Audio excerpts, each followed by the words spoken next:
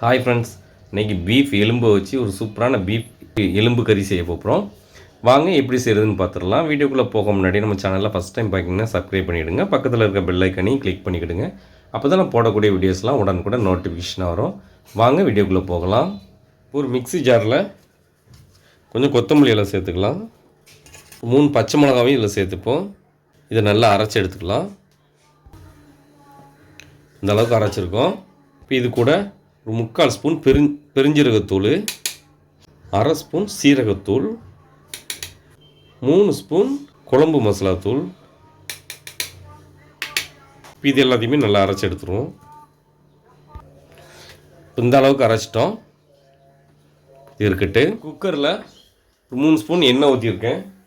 இப்போ எண்ணெய் நல்லா சூடாகிட்டு இப்போ நான் ஒரு பெரிய வெங்காயத்தை கொஞ்சம் இப்படி கட் பண்ணி வச்சுருக்கேன். அதை நல்லா வதக்கிப்போம். இப்போ இதில் கொஞ்சம் ரம்ப இலை சேர்த்துப்போம். இப்போ இதில் சின்ன துண்டு பட்டை எடுத்திருக்கேன், அதை இதில் சேர்த்துப்போம். 2 ஏலக்காய் எடுத்திருக்கேன், அதையும் இதில் சேர்த்துப்போம். நல்லா வதக்கி விட்டுருவோம். அப்புறம் ஒரு ஸ்பூன் இஞ்சி பூண்டு பேஸ்ட் எடுத்திருக்கேன், அதை இதில் சேர்த்துப்போம். சேர்த்து நல்லா வதக்கி விட்டுருவோம். இந்த அளவுக்கு வதக்கி விட்டோம். நான் கொஞ்சம் எலும்பு வாங்கி அதை கழுவி வச்சுருக்கேன். இப்போ அதான் இதில் சேர்த்துப்போம்.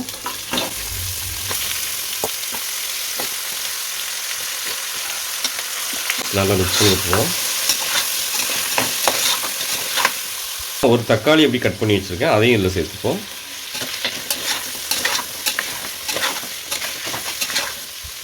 இதுக்கு தேவையான அளவு உப்பு சேர்த்துக்கலாம்.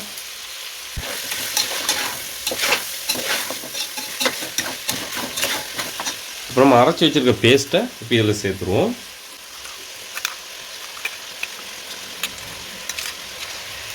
இந்த மிக்ஸி ஜாரில் தண்ணி ஊற்றி அலசி எடுத்துக்கலாம்.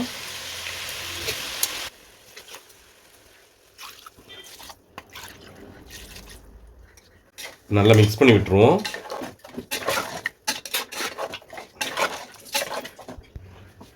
அரை ஸ்பூன் மஞ்சள் தூள் இதில் சேர்த்துக்கலாம். 3/4 ஸ்பூன் வத்தல் தூள். இப்போ நல்லா மிக்ஸ் பண்ணி விட்டுருவோம். இப்போ நல்லா மிக்ஸ் பண்ணி விட்டேன். இப்போ நம்ம உப்பு காரம் மட்டும் செக் பண்ணிக்கலாம். உப்பு காரம் கரெக்டாக இருக்குது.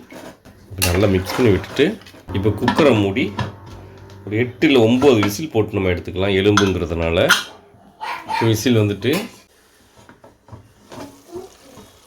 இப்போ நம்மளுடைய எலும்பு கறி ரெடி ஆகிட்டு, இப்போ ஒரு சின்ன வானலில் கொஞ்சம் எண்ணெய் சேர்த்துருக்கேன். 1/4 ஸ்பூன் அளவுக்கு நம்ம இஞ்சி பூண்டு பேஸ்ட்டு சேர்த்துக்கலாம். ஏற்கனவே கறியில் இஞ்சி பூண்டு பேஸ்ட்லாம் போட்டிருக்கோம். எலும்பு கறியில் கொஞ்சம் அடிக்கடி நம்ம செஞ்சு சாப்பிட்றது. நான் கூலி வேலை பார்க்குறதுனால கால் வலி குறுக்கு வலிலாம் கொஞ்சம் அதிகமாக இருக்குது. அதனால் எலும்பு சூப்போ இல்லை எலும்பு கறியோ சாப்பிட்றது உடம்புக்கு நல்லது அப்படிங்கிறதுனால நான் அதை வாங்கி செஞ்சுருக்கேன் இன்றைக்கி. இதில் 2 வத்தல் போட்டுக்கலாம். இப்போ கொஞ்சம் கருவேப்பிலை இதில் சேர்த்துக்கலாம்.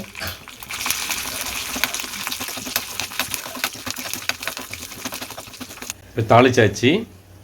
இப்போ தாளித்தது இதில் சேர்த்துப்போம்.